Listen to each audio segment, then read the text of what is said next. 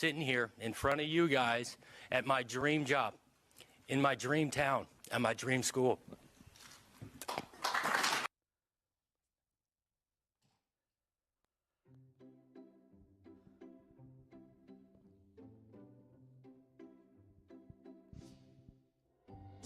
Beaver fans, I just want to tell you from the bottom of my heart, first of all, I want to welcome you before anyone else to the David Medina Show. We go live here every Wednesday at 4 p.m. Pacific. For those of you who've lived under a rock or maybe don't follow sports, there was some snaky stuff. You know how I always go on here, I always talk about phony people and fake people, just to stay away from them, block them out. We just had a situation happen here in Oregon regarding the Oregon State Beaver football team, Jonathan Snake. We are not going to refer to him by his legal name. His new name is Jonathan Snake. Head coach bounced from Oregon State and went to Michigan State.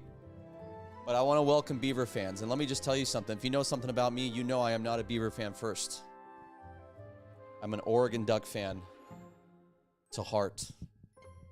But that same heart hurts with you, Beaver fan, and what you've went through this last year. My gosh, this must have felt worse than COVID. This must have felt worse than the pandemic. Sorry, I'm really trying to keep it serious here. I'm really trying to keep it, just keep it real serious, because I know you guys are hurting. You got a good new coach. Don't be too sad. You got a good new coach. But as we look at this beautiful Beaver, Benny the Beaver, I think his name is, right? Benny the Beaver here with Reser Stadium, one of the most beautiful stadiums in our nation, that no longer has a home conference. I mean, how does that even happen? First of all, the Pac-12, we have two teams in the top 10. One of them's going to the college football playoff. And that same conference is going to end? Pac-12, the Conference of Champions? How did that even happen?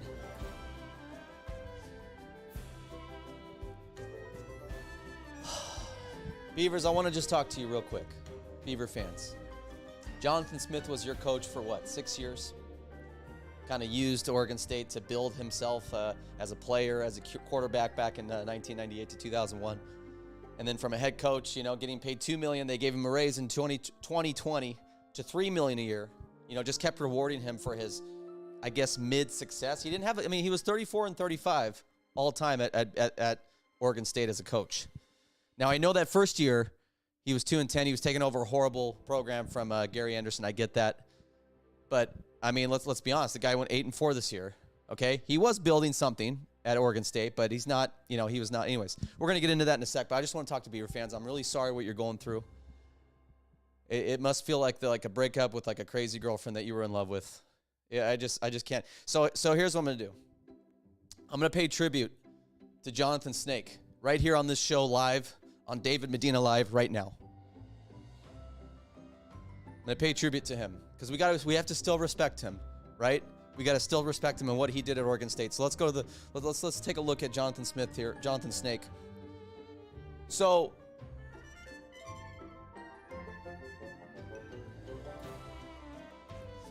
I don't remember putting that on. We still got to respect him. He is a clown though. I'm just kidding. We don't have to respect him. He's a clown. Woo! Oregon State, you're going to be okay, baby. Trust me. This guy ain't doing nothing. He's going to go 1-11 in next year, and he's going to go 2-10, and then he's going to go. He's just going to keep declining. Just don't be too sad. This guy's a clown. His dream job, his dreams college, his dream everything. Everything was a dream for him at Oregon State. Apparently not, because he's on his way to Michigan State, a college that he has never had an affiliation with. So is it about the money, or was that your dream job, Jonathan Snake?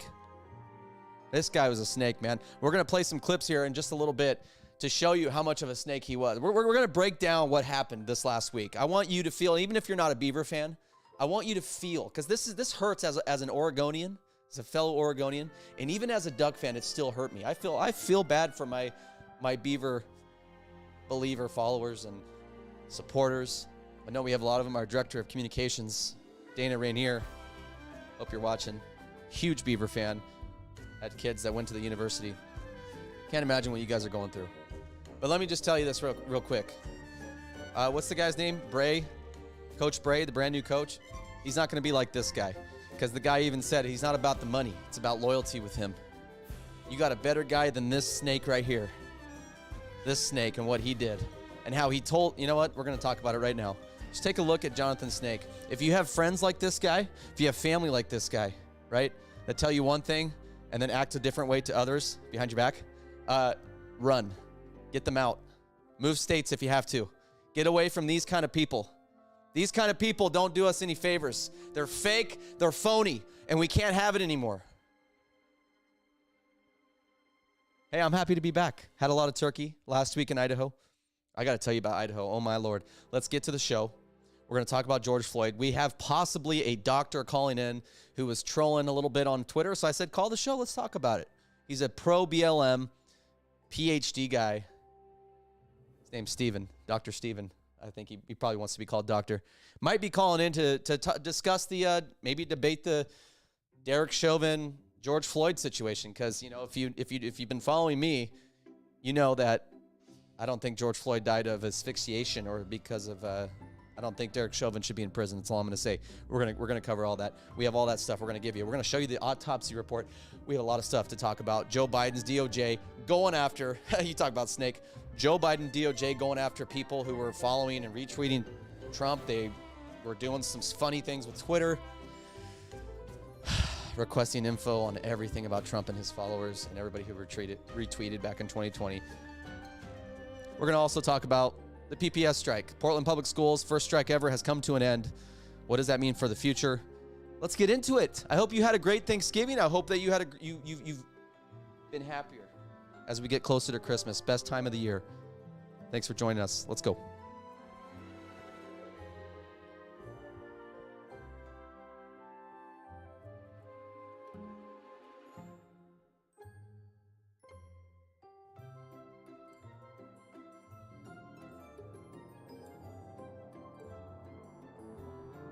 Oh, baby.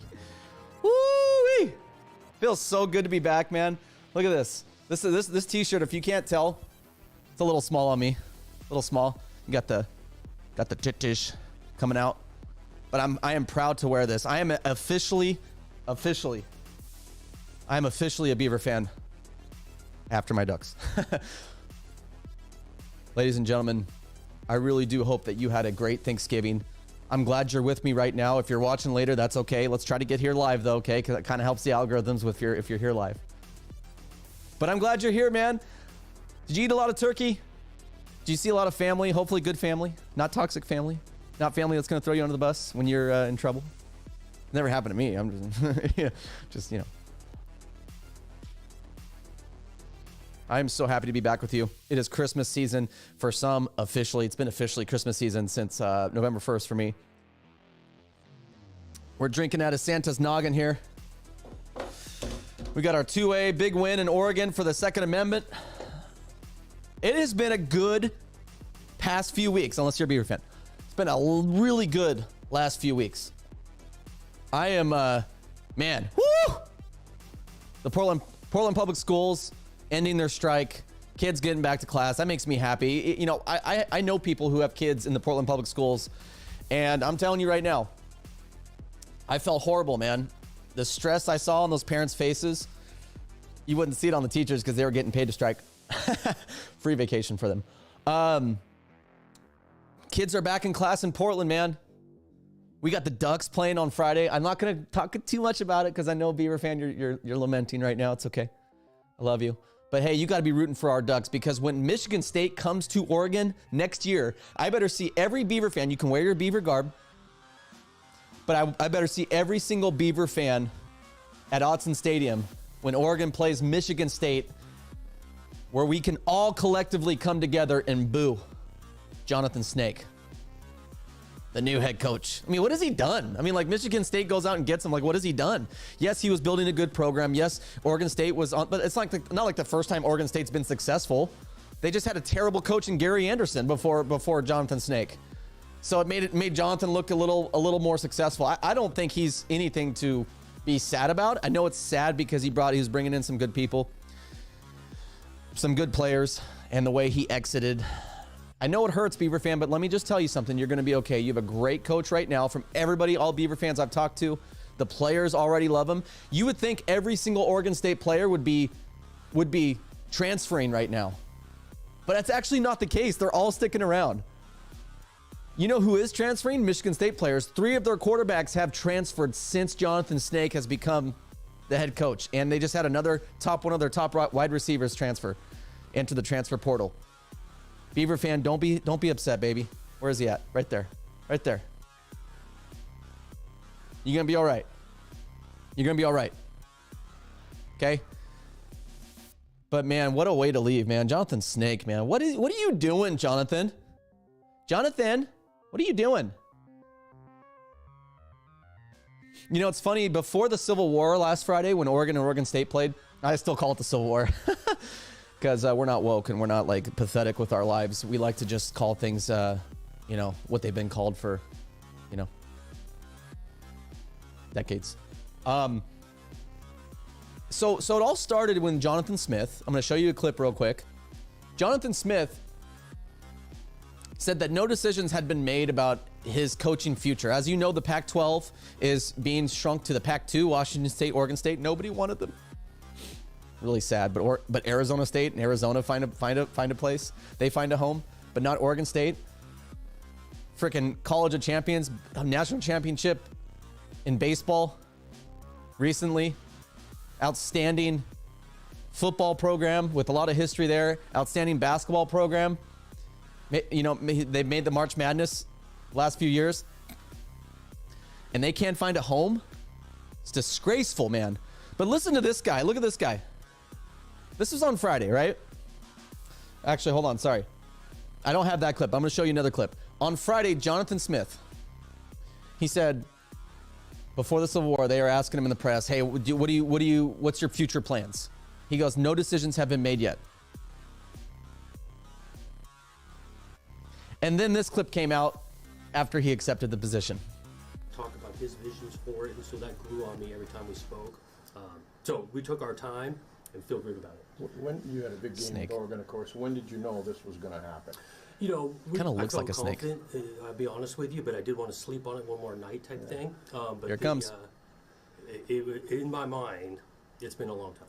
It's been a long time. He's been having these discussions for a long time. I know. I was yapping. I was flapping my gums. I'm anxious to do that. Let me try it again. I want you to listen. I want you to listen. What's your opening message to Spartan fans? What's your opening message? No one cares, dude. About his visions for it, and so that grew on me every time we spoke. Listen to what they ask him. So we took our time and feel good about it. When you had a big game with Oregon, of course, when did you know this was going to happen? You know, I felt confident. I'll be honest with you, but I did want to sleep on it one more night type thing. But in my mind, it's been a long time. It's been a long time. They said, when did you decide this? He said, it's been a long time. That's very different from his press conference before the Civil War that said no decisions have been made yet. But he's saying that the day after the Civil War, a couple days after, I think, that it's been a long time, that he's been thinking about this a long time. What a freaking snake, man. Oh, man, I hope, you know, I don't usually wish this. And I'm not even a Beaver fan. I'm a freaking Duck fan, man. I have liked the Beavers. I do root for the Beavers when the Ducks aren't in it. But, man. And then he said, and then check out what he said here. Coaching at your alma mater, and that, of course, is a place that means a whole lot to you in Oregon. This doesn't make any sense to me.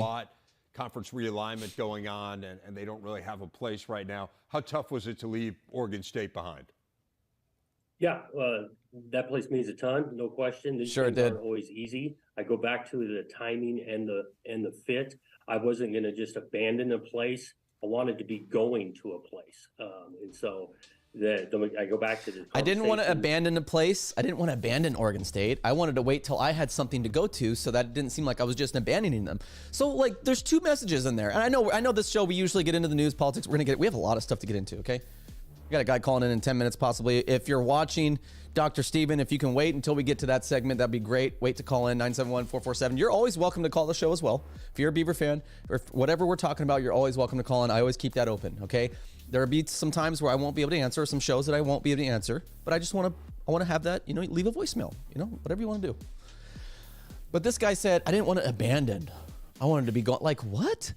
A guy on Twitter said, said it perfectly. He said, this is like when you say you're going to break up with a girlfriend, but you didn't want to wait until you found a new girlfriend. You know? What, like, oh, I don't even want to show this other clip of him at the Spartan basketball game because it's even more, no, we're going to show the clip because it's even more of a dagger into the Oregon State fan base. It's the heart. This was him at a basketball game for Michigan State talking about how Michigan State's so passionate. So excited about coming to a place and being the head football coach in a place that's so passionate about football. So passionate. And Oregon State wasn't? Today was introduction day. The new head coach for Michigan State football, the former head coach of Oregon State. Oh, I feel so bad for Oregon State fan. So what is he saying? Oregon State wasn't passionate about football? I'm pretty sure they are. They just don't have the budget and the TV market that Michigan State has. Sorry. They're in Corvallis, Oregon. But let me tell you something. As someone that's been to multiple Civil Wars, that has been to Reser Stadium a couple of times, actually a few times. I was there for the USC when they beat USC. They're called Giant Killers for a reason. They beat USC when they were number 2. I think that was like, what was that? Like 5 years ago? I was there for the Civil War when the Ducks won to go to the national championship. Sorry. I've been to a lot of sports venues in my day. I was at the Duke Oregon game in the Sweet 16 in Anaheim. I've been around Duke fans. I've been around Laker fans. I've been to LA. I've been everywhere, man. I've been to a lot. I've been to Seahawks Stadium. I've been around a lot of fan bases. And let me tell you something. The Oregon State fan base is special. They're special. And I know they have some, like each fan base has bad apples, but like I have seen, and I'm just saying as a Duck fan, Duck fans, don't crucify me. I'm just telling it. Listen, I tell it how it is. I don't have like these tribal, I don't try to play this tribal game, right? I tell it how it is. And I'm telling you right now, you can get mad at me all you want. But I've been to Autzen Stadium and I've been to Reser Stadium. I've been around Duck fans. I've been around Beaver fans. And there are definitely more knuckleheads that I've seen at Duck football games than I've ever seen at Reser Stadium. Not saying there aren't some, right? There's that video of the old guy peeing under the thing. Not saying there aren't some. That doesn't mean Oregon State fan base is perfect. I'm just saying I have seen more knuckleheads at Duck games than I have at Beaver games. Sorry. Still a Duck fan though.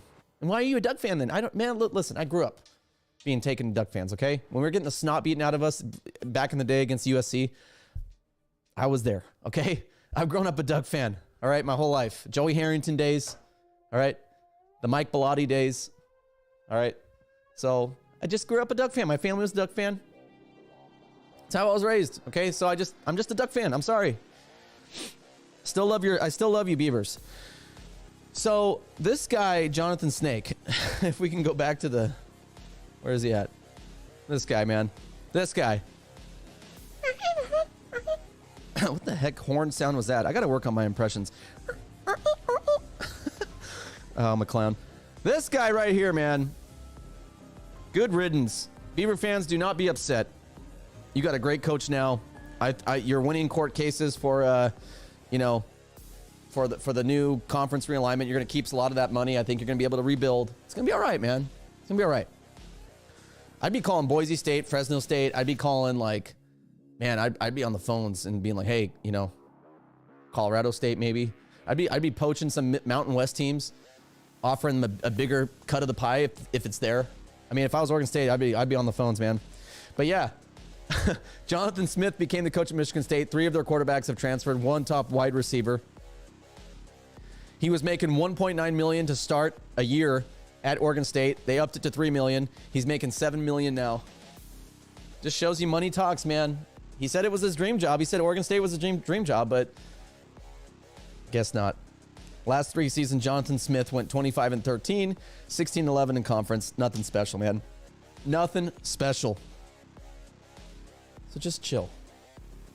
Just chill. Speaking of just chilling, Derek Chauvin doing a lot of that right now, isn't he? After being stabbed. My gosh. This guy was stabbed last week. I was really sad we didn't have a show last week because there's so much going on, but we had to, I had to take Thanksgiving off. I have a life, okay? Believe it or not. George Floyd's killer. Is this music too loud? A lot of you boomers out there. Like, it's so loud. Turn the music off. All right. George Floyd's killer, Derek Chauvin, is in stable condition and expected to survive. He is still in stable condition as of today. However, his family doesn't know if that means if he's conscious or not, according to reports. His family didn't even find out from the authorities. They had to find out on social media that he got stabbed. Can you believe that? They didn't even notify him. Well, who cares, David? He killed George Floyd. He kneeled on his neck. Well, I don't know if I don't even know if that's true. There's also been no details released on the knife attack. Like, who did it? Like, what setting? Like, details, please. It's been over a week now, right? Or about a week. And we still don't have details. But I just want to, I got a lot of DMs, a lot of nice DMs, right? You effing faggot, all that stuff, stuff like that. Calling me, these guys are so woke, right? And they're on the right, but they always call us the FAGG word. Got a lot of nice mail after I posted, hey, I'm sorry. I tweeted out. I said, I'm sorry. I don't think, I truly, and I'm not just saying that because conservative media is saying that. I'm saying that because looking at all the evidence and just what I know about law enforcement and being a former licensed EMT, I'm not as smart as you, Dr. Steven, but I do know a little bit, right? I know a little bit of the foundations. I know you know the whole pyramid, right? And apparently you know it all because you're a doctor. No, we love doctors, the good ones, right? The ones that don't push the jab on you. I revisited this whole George Floyd thing, right? And it's things like this of why I'm like, why are people so quick to just murder, racism? When you got the Chief Hennepin County Medical Examiner, Dr. Andrew Baker, testified Friday afternoon in the trial of former Minnesota police officer Derek Chauvin in Minneapolis that heart disease and drugs were contributing factors in George Floyd's death. They were contributing. Now, to me, that's still not enough, right? I'm still not like, oh, he didn't die from from asphyxiation, right? Asphyxiation. Okay? Asphyxiation, cutting off of the oxygen via Neil. Baker, who conducted the autopsy on Floyd, had listed the cause of death on Floyd's certificate as cardiopulmonary. Okay, so let's break those up. Cardio means heart, pulmonary means lungs. Arrest, meaning ceased. Complicating law enforcement, subdual, restraint, and neck compression. So it wasn't just from...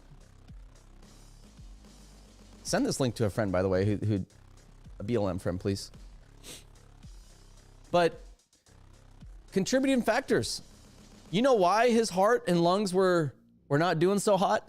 Because when you're on drugs, lethal doses of drugs, multiple drugs, your heart and your lungs, turns out, has trouble transferring oxygen to your body. Oh, sorry. I don't want to, obviously someone died here, right? George Floyd. Something we got to still have a heart. Sad that he died. No, it's not. Listen, he's still God's child. He's still God's child. Okay? He's still God's child. He's a very troubled man. Career criminal. Beat up pregnant girls. Was literally charged with 8 crimes from 1997 to 2005. Was charged with 8 crimes, convicted of aggravated robbery. But it is sad, man. It's sad that a life was lost. But you know what's even sadder to me in this situation is that a police officer was automatically labeled right away before the trial even started. He was already convicted by the media, by public opinion. He was already convicted of being a racist, murderer. Before he even saw his day in court, he was already doomed. And it also happened to be, which I don't think is talked about enough, the year 2020, re-election year for current President Donald Trump at the time. It was his re-election year. So you remember that year, right? Chaos. They wanted to sow chaos in every which way, man. China, George Floyd, here in Oregon, wildfires.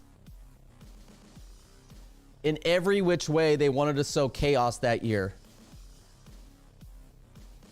to get Donald Trump out of office. And I feel like, and I'm going to talk about another case because I'm going to give you why I think that. I'm not just saying that. I'm going to give you why I think that. And I'm hoping this doctor will call in and talk about it with me. Maybe he'll teach me. I mean, I don't have these people on. Yes, sometimes we got to debate people, got to make them look stupid. That's not my intention, though. My intention is to have discussions, dialogue. Maybe I'll learn something. Maybe I won't. Maybe he'll learn something. Maybe he won't. But it's important for us to have these discussions. So this doctor called me a crybaby little bee on Twitter. And I said, bro, come on the show. Let's talk about it. And he's calling right now. Let's welcome to the show, ladies and gentlemen. Let's welcome to the show the George Floyd #1 fan. Oh, we got the. Oh, sorry. Hold up one sec, my man. We got you. Boom. Well, I wanted to get you up on the screen, man. What's your PhD? And welcome to the show, bro. Thank you kindly. I have a PhD in political science. Poli-sci. Oh, wow. Wow. So are you doing anything with that? You running for office ever? Or are you currently? Run for office? Yeah, maybe. Technically, I'm a registered independent. I think both parties are just an absolute disaster. So, but with the two-party system the way it is, I don't know if I'm conducive to the two-party system. Well, that's one thing that we have in common already, my friend, because I'm almost there with you. I've been a registered Republican my whole life, and you know, we might have different reasons why we are there, but the important thing is that we're there, right? I'm also tired of the two-party system. I don't think it's getting us anywhere. So that gives me a little hope. Do you want to be, I don't have you as doctor on the screen. I'm sorry, bro. It says Stephen Graves. Oh yeah, I do. PhD. Do you want to be addressed as doctor? You know, I know like Jill Biden, she freaks out when someone doesn't say doctor. So do you want to be addressed as doctor? I don't freak out all that much. It's not that big of a deal to me. So you can call me whatever you like. Steven's just fine. It's awesome, dude. You're already cooler than Jill Biden. So let me ask you this, my man. You obviously disagree. You came in on Twitter. You came in freaking hot. You came in hot. You came in. It's Twitter. It's Twitter. That's what people do on Twitter. Yeah, exactly, bro. So let you know, you've been probably watching a little bit. You've seen what I've kind of said. You've kind of seen my overall view on, you know, the George Floyd incident. So tell me why Derek Chauvin should be in prison. Tell me why he deserved his conviction, and tell me where you stand on all that, and we'll kind of go from there. So, I mean, he got convicted and he's in prison because he's an idiot. And I think that is primarily the main reason and pretty much the only reason.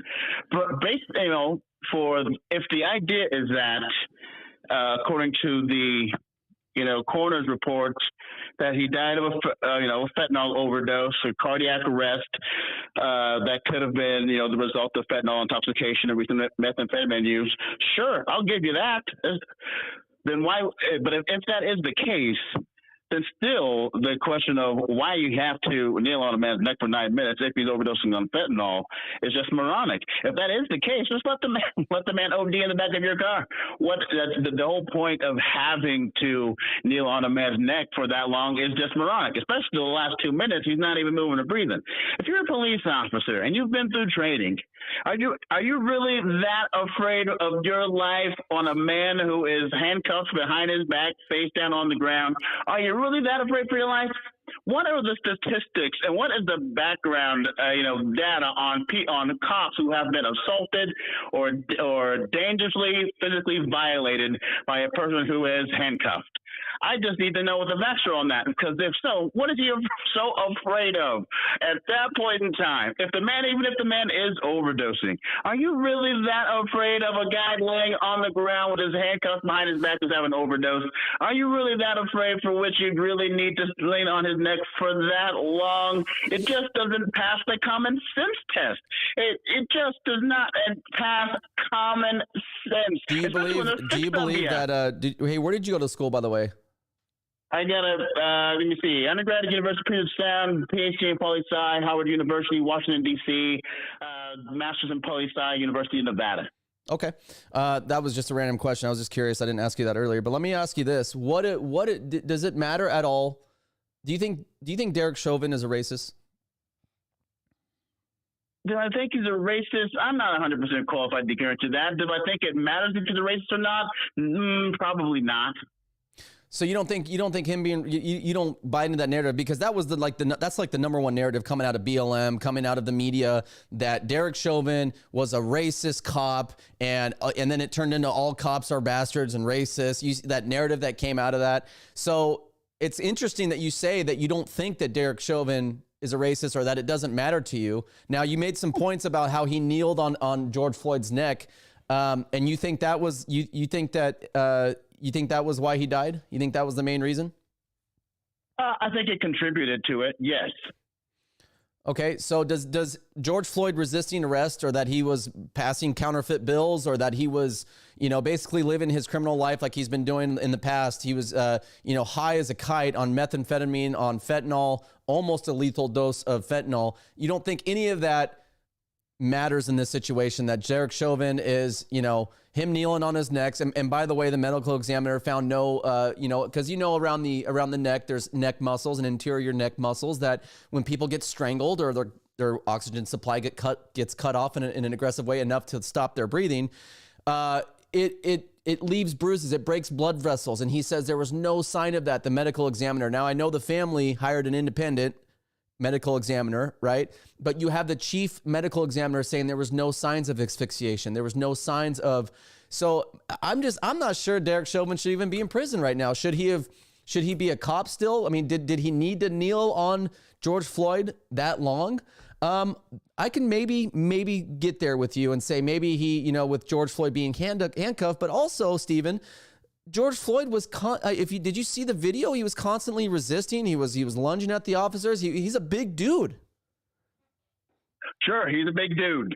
And did he comply right away? Absolutely not. Does the counterfeit bill thing come into play as far as the outcome? Or why he's guilty? No, because one crime doesn't necessarily lead to another, or really to cause another.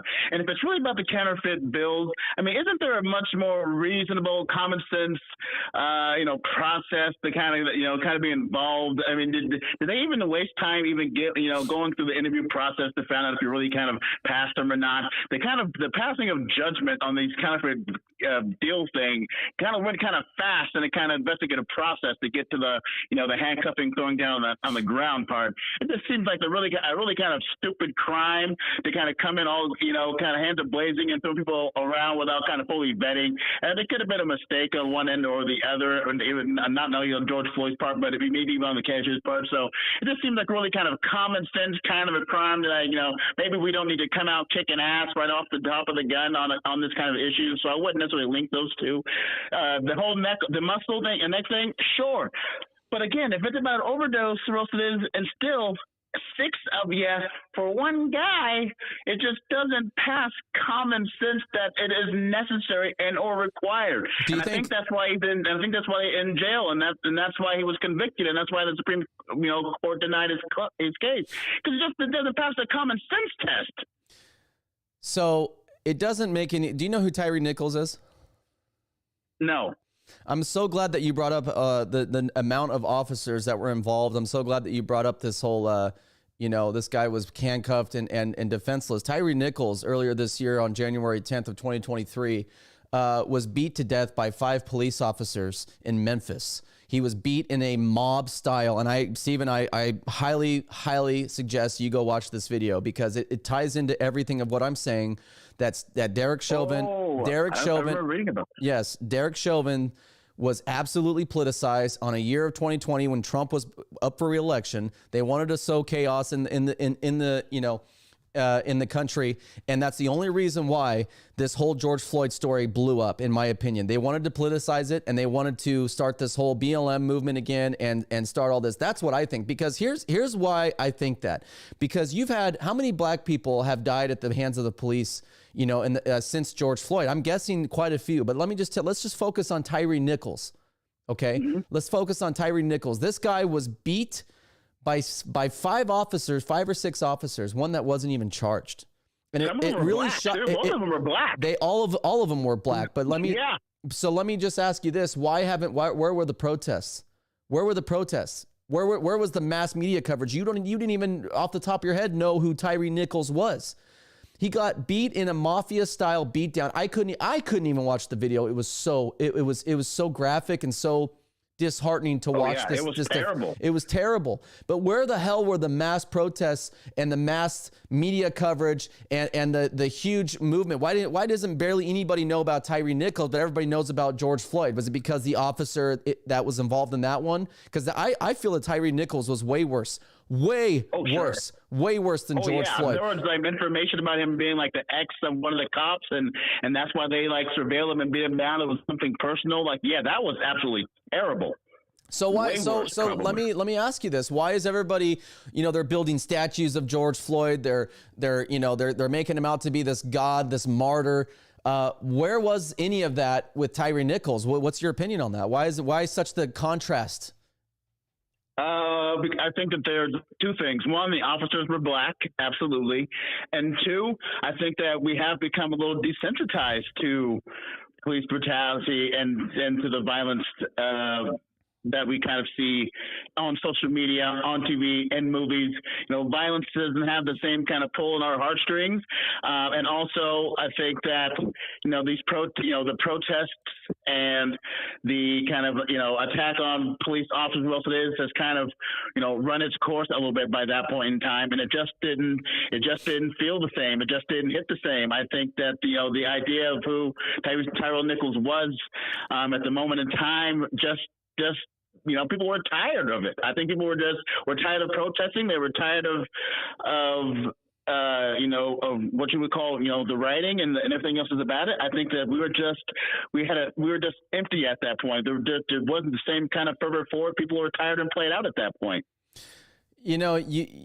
You could have a point, but in my opinion, and I just think that I don't know if I do buy that, because look how much energy is going towards the Free Palestine movement right now. People aren't afraid of protesting, and trust me.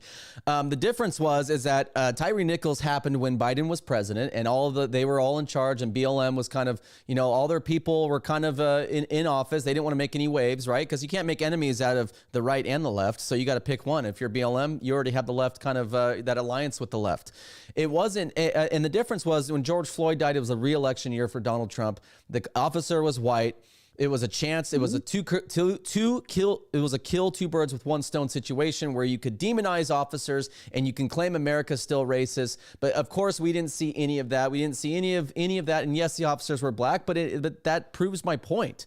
That the officers were, if this was really about police brutality and this was really about America being a police state and racist and all this kind of stuff. And, because we've heard people like, BLM supporters, such as yourself. I'm not saying that you said this, but we've seen people on that side say things, even call black conservatives, that they're whitewashed, that they're just Uncle Toms, but there wasn't any of that narrative coming out of the Tyree Nichols case. And so I'm just tired of we're people like me, Stephen, we're tired of the double standard.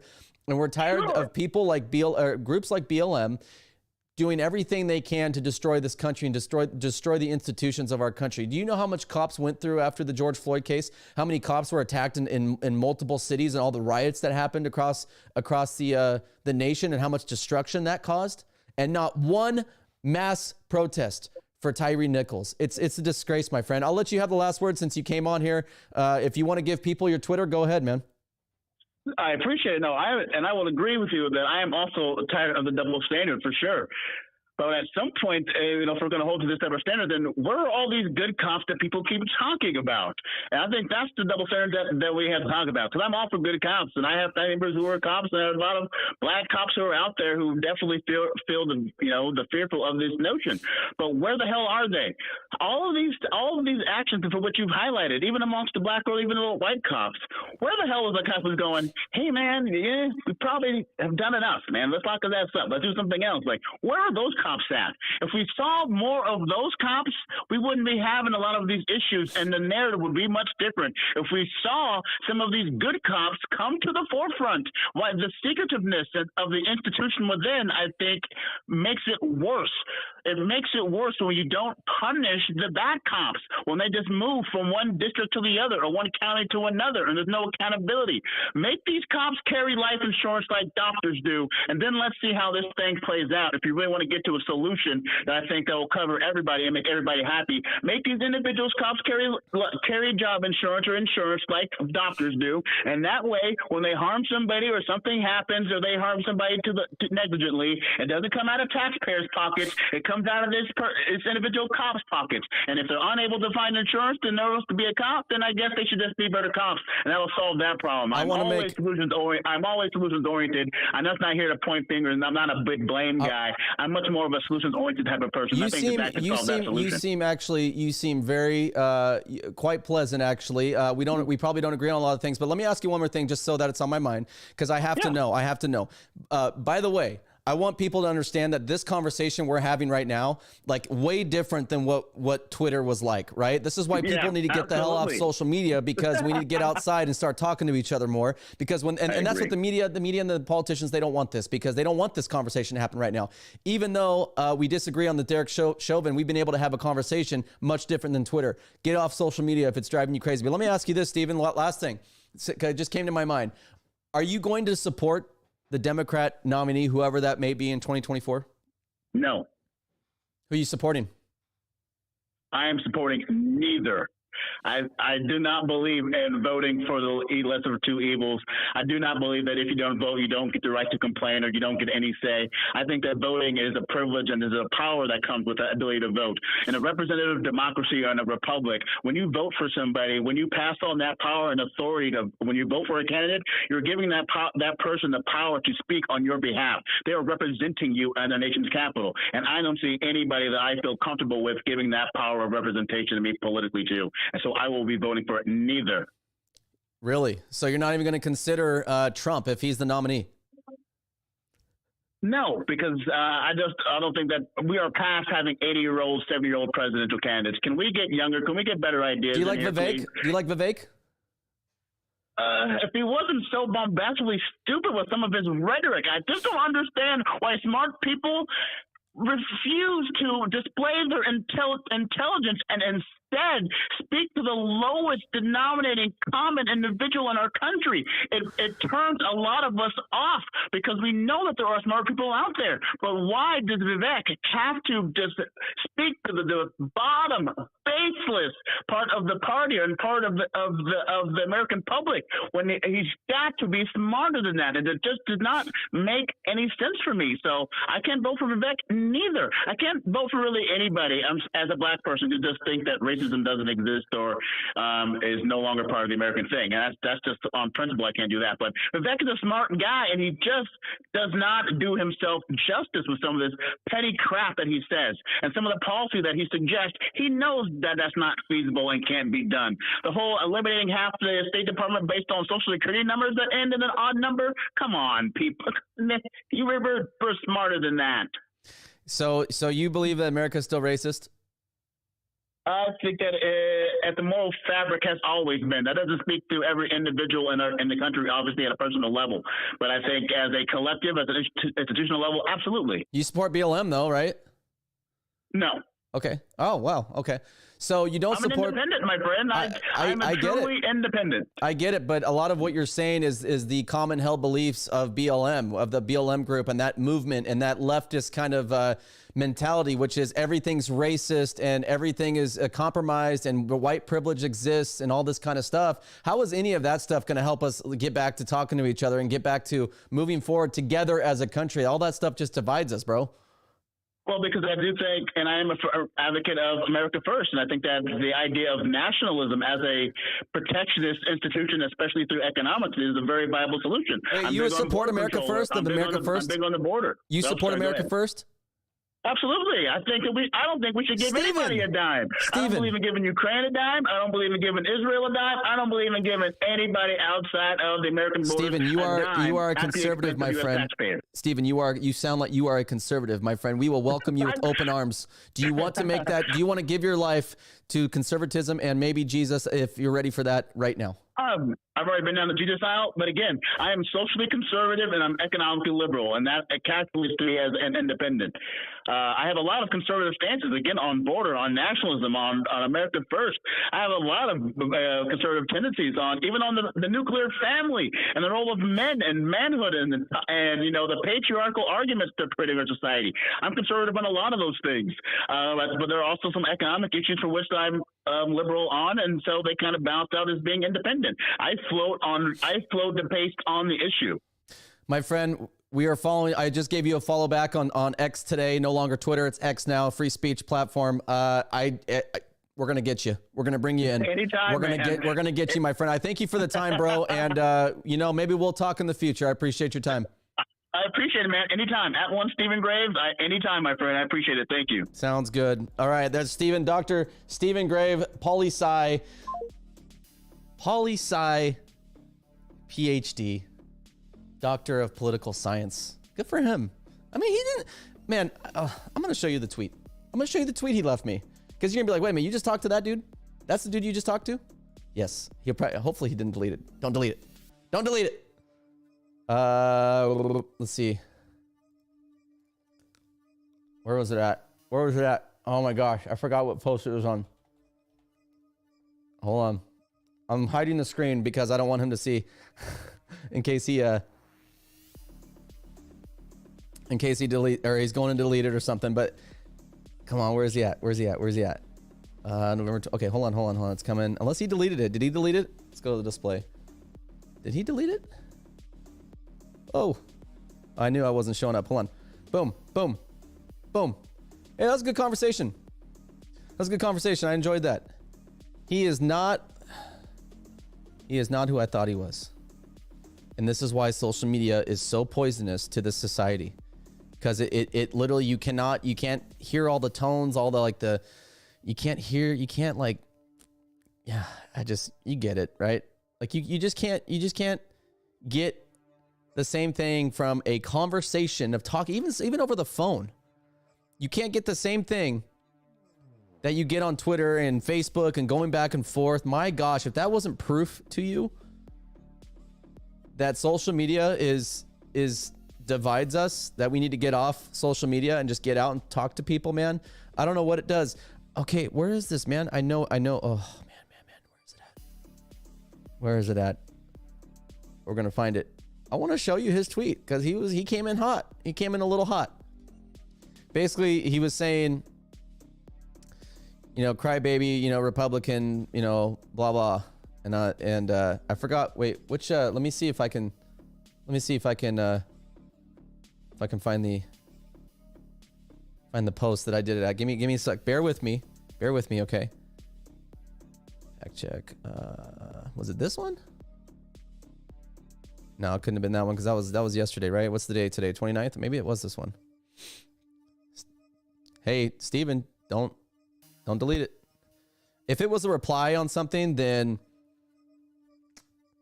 yeah, it was probably a reply on something. Oh, maybe it was this one. Was it this one? We're looking for Steven's tweet of how we got connected. I don't know if it was this one. I think it might have been a reply. Yeah, it might have been. Jeez, some people on here, man. They called this Black Friday because come on, bro.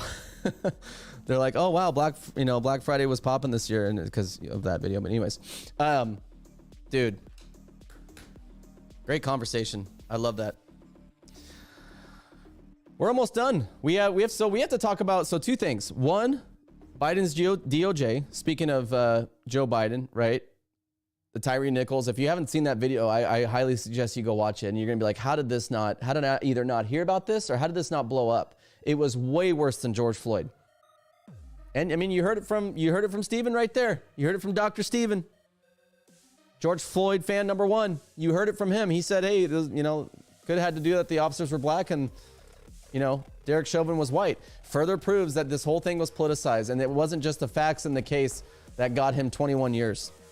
I love having conversations. But real quick, so we're kind of running over time because I have a schedule I got to keep to. Got to discipline, right? So we're going to go over this real quick. But the Biden DOJ, if you didn't see this story, I wanted to include it because it was absurd. Where's my display? Boom. Biden's DOJ demanded info on all users who interacted with Trump's Twitter account. All users. Why would they need... obviously, this whole thing against Trump is politicized. It just is. It just is. Steven, you want to know you want to know why I supported Trump? Now, I don't agree with him on a lot of things, right? Including his stance on the vaxes. But you want to know why I like this dude? Because... Sorry, boom. Get out of my way. Because you want to talk about not Republican or Democrat, an outsider. This dude right here, bro, go look at the things that he did for black people. Go look at the things that he did for the HBCUs. Go look at the black unemployment numbers, and don't get it mixed up with the employment numbers of today. It's because all the COVID jobs are coming back and people are getting 2 jobs. So Biden wants to take credit for that. Like he's better than Trump. He's not. It was much harder to do it between 2017 and 2020 with the economy than it is after you just lock the whole country down for 2 years and then all the jobs come back and then you spike up inflation so high that people have to get 2 jobs and then you're going to take credit for job numbers. Anyways, it's just a typical Democrat playbook, right? We're all in a fantasy world. Anyways, Steven, just do some research on this guy, bro. You're almost there. You're almost there. Should he be nicer sometimes? As a Christian, yes. Yes, I wish he'd be a little bit more polished and keep that witty kind of like tough guy. You can get it. It can be done. People are gonna say let Trump be Trump. Fine, okay. I was actually on the DeSantis train, back on the Trump because they decided to indict him. Maybe that's part of the plan. I don't know. Our country's going downhill anyways because it's not even in the end times in the Bible. But you want to talk about outsider? Why do you think they're trying to persecute this guy? Why do you think they're indicting him? Why do you think they're trying to take him off the ballot, bro? Come on, that should just be an anecdotal red flag to you that the system, Republicans alike, are going after this dude, trying to throw him in prison. You're telling me he did worse things than Hillary's ever done, and any other president, any other politician, to go away for hundreds of years in prison? Come on, man, come on. Let's open. Steven, your eyes. I felt like before I talked to you, your eyes were like this. They were shut, and you were kind of just like one of those people with like a BLM sticker like on your car and coexist and all that. All those people who think they're really smart. And after talking to you, I feel like you're here. Okay, these are eyes wide open, right? These are people like our supporters and everybody watching the show right now, most people, hopefully. We got our eyes wide open, man. We don't get told what to do from Republicans, Democrats, the media, nothing, bro. We go look at our own information. And I feel like you're right here, bro. I feel like you're right here. And I feel like after talking, you're a little bit right here. We got to get you here. We got to get you here, bro. And I feel like you just got to do some more research. I'm glad you're following me. We're going to get you there, bro. And I'm going to fly you out to Portland. We're going to have a party, bro. And we're going to welcome you in to the true America First movement. But yeah, again, I mean, Trump's not perfect, right? Like I hate his stance on the vaccines. I hate the way he deals with people sometimes. It's really hard to defend him on a lot of things. But you got those really big MAGA people that are like, oh, yeah, no, we love Trump. And they don't care that they don't understand that there's different demographics of voters, the white suburban women, right, that matter. But this story, I know I got off on a tangent, but this story is crazy, man. Why the Biden administration's Department of Justice demanded information on all users who interacted with former President Donald Trump's Twitter account leading up to the January 2021 protest. Thank you, Blaze TV, for calling it a protest at the Capitol. According to recently released heavily redacted search warrants. So the Biden DOJ, who's doing an investigation on Trump, you know, I can understand if they were like, you know, if they were messaging Trump, like if there was like the DMs and people that were messaging him. I don't agree with any of that, by the way. They shouldn't even be going after Trump like this. But just if we're in their shoes, right? If we're in their shoes, and the DOJ is, you know, they're trying to get all. But why do you need user information? This is just a witch hunt against everybody that supports Trump and anybody that doesn't support the two-party system. And I'm telling you, this is what this is about. They're just fishing. It's a fishing expedition. That's what this is about. It's illegal and it's against our First Amendment rights. And Republicans in Congress better be doing something about this. Mike Johnson, I'm talking to you. You better be doing something about this. This is uncalled for. And Twitter better be, I mean, maybe we can, I don't know if it's going to affect Elon, but the people that were in charge of Twitter in the past need to be held accountable. This is absolutely absurd. All information from the Connect or Notifications tab for the account, including all list of Twitter users who have favorited or retweeted tweets posted by the account, as well as all tweets that include the username associated with the account. Mentions or replies, the warrant stated.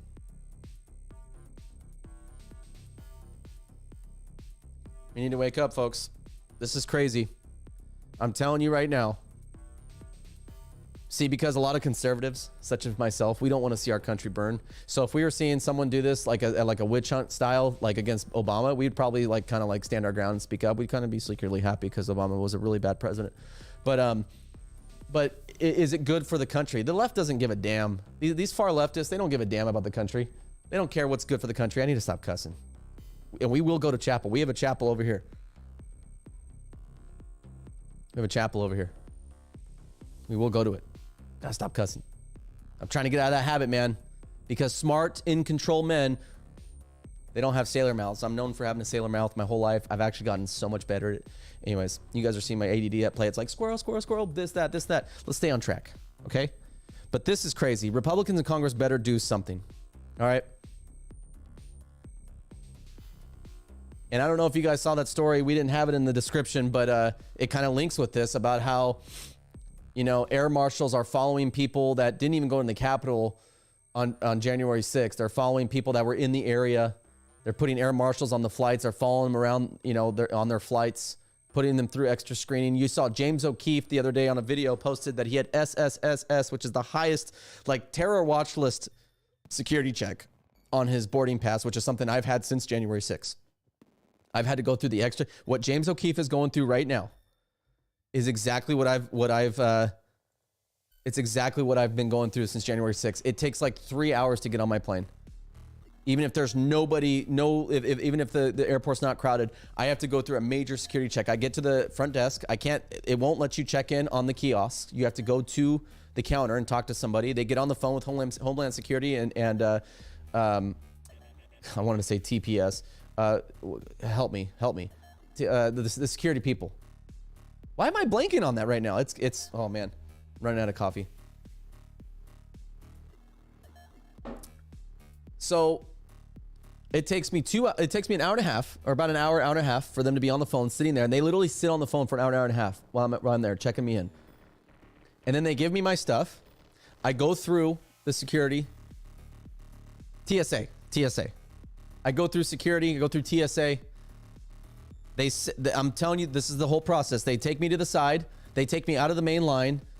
Even if it's short, they take me off to the side. And I get literally, I have to take off everything. And they go through everything. They search me. They put their hands on my my private area. They do that, like the highest security clearance check. Now that security clearance, that SSSS, that what I go through every time I fly, what James O'Keefe is going through, that was the security designation for terrorists back in the early 2010s and before. And now it's being used against people that were at January 6th. Even if you didn't get charged or whatever, if you're in the area, it's being used on them. They're not looking for terrorists in our country. They're looking for people on January 6th. That's their priority right now. And so what the new information that I got from James O'Keefe when he was talking about how he's now on this SSSS list that I've been on since January 6th, the new information that we heard, I didn't have this prepared. I would have showed you the clip of the lady. Maybe should we look at the clip? Do we have time? What time is it? 5:04. They're basically putting air marshals on all of these people's flights. And could be why it takes so long to get through security, so they can get the air marshals there or get the air marshals in line. So they take me, they strip search me, they say, okay, you're good to go. Now, when I get to my gate to fly, they have a bunch of TSA agents again gathered at right before I get onto the ramp to go into the plane, and they search me again. Now they have it there that they're, they make it seem like, they don't want to single you out, so they have it there and they make it seem like they're there for, random people. It's a random screening, they call it. It's not random. It's there for you. And The new part was I didn't know they were putting air marshals on those flights. So I've had an air marshal flying with me since January 6, 2021. This is why I don't like to fly very often. It is hell, man. I go through about 3 hours just to get on, just to get to the gate. It's insane. And they go through everything. They open my luggage and they go through every single item. Every single item. It's crazy. Next time I put it on the Instagram before. Next time I go through that, when I fly next, I'll post another video of exactly. I'll do like a, you know, from start to finish, what I go through when I fly now, because I'm just this big terrorist, right? I got a freaking credit score of over 800, man. Come on, how dangerous can I be? Anyways, so James O'Keefe, yeah, man. So it's so funny because when I've flown, and we're gonna just quickly go over the PPS strike because I'm gonna make a prediction that's gonna come true for next year for Portland teachers. But I've noticed when I fly, there's been dudes on there, and I'm not even kidding. I'm like, oh, maybe they recognize me because, especially if I'm getting on the plane in Oregon, Portland, maybe they recognize me in my social media. But it's been like single dudes that have been like by themselves, and now I know those are the air marshals, dude. That's crazy. That's crazy. Okay, so let's switch gears a little bit. Portland Public Schools strike, first strike ever. I'm trying to get a union president with Portland. We're talking on TikTok right now. If you're watching, I hope that you come watch. I hope that you come on the show. You saw Steven did it. Representative Travis Nelson, far left, Democrat, gay, black. Did we check all of them off? Equity, diversity, DEI, super fan number one, representative out of the Portland district here in Oregon. Politician came on. We had a discussion. Come on, man. Come on. Don't be shy. Union president. She's all over TikTok. She's all like pro all the Portland teacher stuff and the strike. And I was like, hey, you should come on the pod. And she's like, well, I got to see, you know, these people, a lot of these people, they unlike Steven, not like Steven, but there's a lot of these people who flap their gums online and they don't want to have a good faith discussion because they're just set in their ways. They don't want to learn. They're just set in their ways. They get all their news from Huffington Post and BuzzFeed, and I don't even know if BuzzFeed's, I don't know, is it a thing anymore? But Huffington Post, CNN, and they just sit there with their cereal every single day, and they just, orange man bad, meat's bad, gotta stop eating meat, climate change.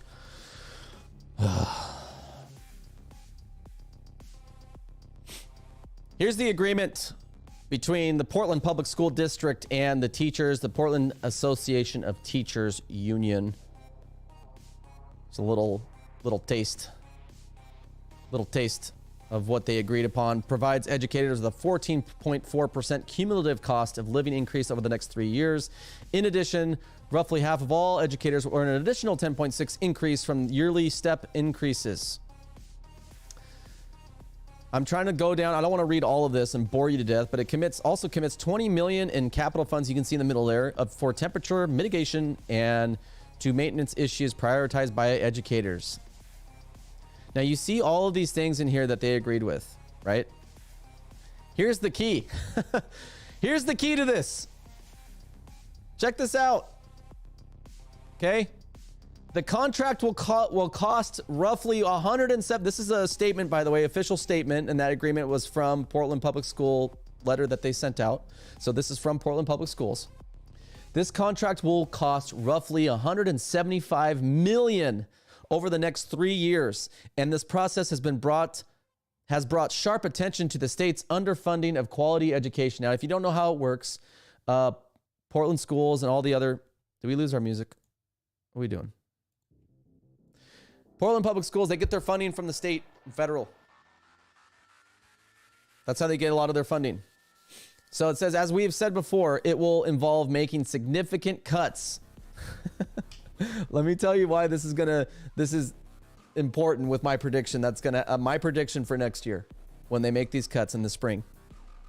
As we have said before, it will involve making significant cuts, Portland Public Schools say, during our spring budget process for the upcoming school year, and we will handle those as with all budgeting with input from our community. Our only so where am I at? Okay, there it is. with input from our community. We will also turn to our community for future advocacy in Salem and support for the levy in May. The levy in May, which directly supports PPS educators. So guess what, Portland teachers and Portland citizens? Your taxes will go up from this deal. But even crazier, my prediction is that they're going to do a massive layoff in the spring when they do their spring budget. They already said they're going to have to make cuts. As we have said before, it will involve making significant cuts. If you're the teachers union and you're advocating for all this pay and all this stuff, where do you think the district's going to get that money? You think it just comes out of thin air? No, they have a budget of what they're given. And when you have enrollment declining, which they've lost 17% of their students since 2018, so I don't know how classroom sizes are hurting. I don't, whatever. But where do you think the money's going to come from, Portland Teachers Association of Teachers Union? It's not going to come from thin air. They're going to have to make significant cuts. They're already telling you. And you know what the best way, or the biggest way to make cuts? You want to know the number one way? The number one way to make cuts is cutting salaries. So my prediction is next spring, you're going to see a massive layoff of educators in Portland because of this strike. And they're going to blame it on, right? They're going to blame it on the district. Oh, they're massive layoffs. You asked for this, man. You went on strike. You were asking for unholy amounts of money that the district doesn't have. They have a budget they have to follow. I know a lot of you teachers who, graduated from, woke university, you guys don't understand economics and you don't understand how the world works and you think everything should just be handed to you because you just because you want it. That's not how the world works, man. People have to go by budgets. So I expect a lot of teachers to be laid off in the Portland Public School District in the spring. And if it doesn't happen in the spring, it's going to happen at the following budget meeting. They have to cut. They've said it right there. What do you think they're going to do? Cut sports teams? No, bro. They're going to cut salaries. They're going to cut school employees. They're going to cut teachers. Just remember that you went on strike. That your teachers union pushed you to this. Pushed you to go on strike for this raise that now is going to cost some of you your jobs. So, just my prediction. Woo! What a show. Let's go back to Clown Coach. This guy. Jonathan Snake, now Michigan State head coach. We wish you all the best. Not. Hey, man, I'm so happy to be back. Listen, we had our Giving Tuesday initiative. We have to get fully funded for 2024. OFA Media needs you. Everything that you see, all of our social media, all of our work, our on-street content, our show, our podcasts. This is all, nobody else in Oregon's doing this stuff, man. We are unique. We are growing. We are big. We have more engagement than any page of our kind in our state. And for those of you who are outside of Oregon and still enjoy our content, I mean, it's not an Oregon page. It's not an Oregon. I mean, we just happen to be in Oregon, so we're going to report on it. We're going to fight here. But for those of you in the red state, we support us, man, so that this stuff doesn't come. Because I'm telling you, those that moved to Idaho, man, I'm telling you, they're going to do the same thing they've been doing in Bend and Portland back in the day. They're just going to, start moving. And these Democrats, these Democrat voters, these far leftists, they're just like, oh, we don't like these policies, so we're going to move somewhere else and then vote for those same people who give us those failed policies because they're so tribal and so brainwashed. Look at what they're doing to Bend, Oregon, Central Oregon. Used to be like deep red. Now it's like light blue. Telling you, man, this is the future. This is the future. We need more independent media. If you like what we're doing, if you like our work, support us. ofamedia.org or go in the link of the description if you're on YouTube to donate, support us. If you want to sell a car and give it to us, if you want to, listen, if you're dying and you hate your family like I do, no, I'm just kidding. I don't hate my family. And you want to sign over your will, sign it over, man. We're fighting for our communities and our country. Not just fighting, we're informing people, man. This is just the beginning. We're only 2 years old. And look how far God has brought us, man. So if you want to be a part of this, and you want to help us grow and help us get to that next level, man, consider donating, becoming part of the OFAM. It's our monthly subscriber, $10, starting at $10 a month. There's different tiers. And when we have our annual event, when we bring all these cool people in nationally and like all these like local, you know, personalities, including yours truly, you get seats at that, man. And if you can't support us because the economy is squeezing pennies out your arse, I get it. Best thing you can do next is share our content. Hit that subscribe button, like our video, share it with somebody, have them share it with 3 more people, have them share it with 3 more people, and have them share it with 3 more people, and you just keep going until we become more of a force than we already are. Because there's not enough independent media pushing back against the evil and the communists that have taken over the institutions like our media, our education system. It's how we fight back, man. We get people like Dr. Stephen Graves, and we get Dr. Stephen. What's his last name? I got to go back to this. What's it? Stephen Graves. We get guys like this guy over here. You know what I mean? Stephen, we're going to welcome you with open arms, my friend. I love you, bruh. We aren't enemies. You're actually a lot cooler than on Twitter. Okay? You're a lot cooler of a cat than you are on X. But, hey, listen, man. Love you guys. Take care of yourself this week. Take care of your mentals. Get the toxic people out of your life. Get them out. We don't have time for it. Start doing something healthy. Start eating good. I'm trying, man. Trust me, I'm trying. Okay? It takes a lot for me to just stay where I'm at right now.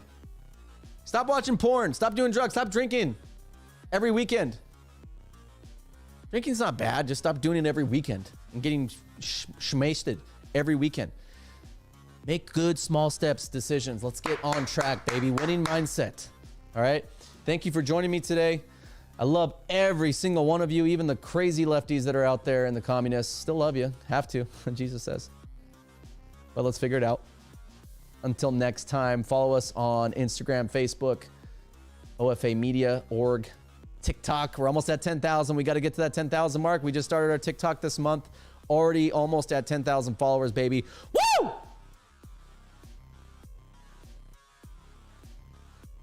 You have a good rest of your weekend. Go Ducks. Go Beavers. Jonathan Snake.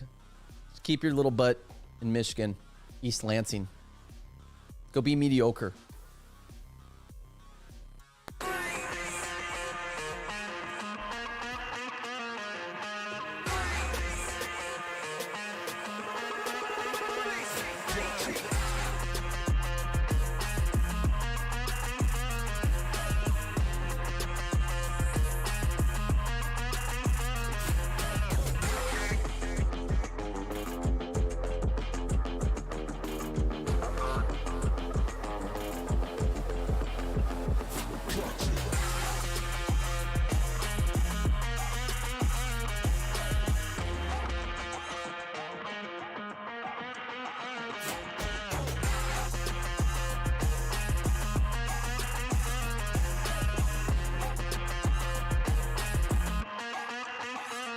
Clutch.